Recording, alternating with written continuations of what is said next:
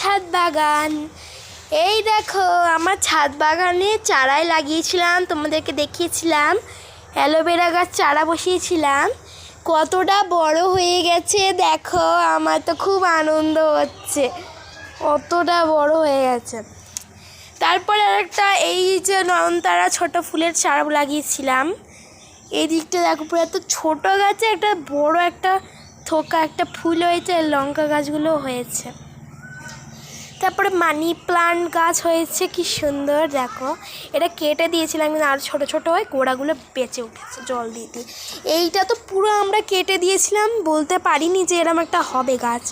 পুরো ওই অবধি চলে গেছিলো, গাছটাকে আমরা কেটে পুরো একদম ন্যাড়া করে দিয়েছিলাম, এই টপটা কিছু ছিল না। তারপরে এই যে শেকড়গুলো দেখছো, এই শেকড়গুলো শুধু লাগিয়ে দিয়েছিলাম। এবার শেকড় থেকে এত সুন্দর সুন্দর কচি কলা পাতার মতন হয়েছে মানি প্ল্যান্ট, এই দুটোই মানি প্ল্যান্ট। তারপরে এই একটা চারা বসিয়েছিলাম অ্যালোভেরা, তোমরা তো জানো ওই অ্যালোভেরা চারাটা একটু ছোট ছোট গাছ হয়েছে, এই যে গাছটা হয়েছে। তারপরে নয়নতারার এই ছোটো একটা চারা বসিয়েছিলাম, সব দেখা একটা ছোট্ট একটা পিঙ্ক কালারের ফুল দিয়েছে, খুব সুন্দর।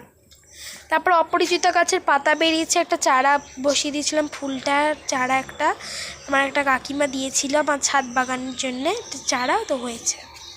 তারপর একটা নয়নতারা যেটা একটা চারা বসিয়েছিলাম এত বড় হয়ে গেছে, এটা সাদা কালারের একটা ফুল দিয়েছে।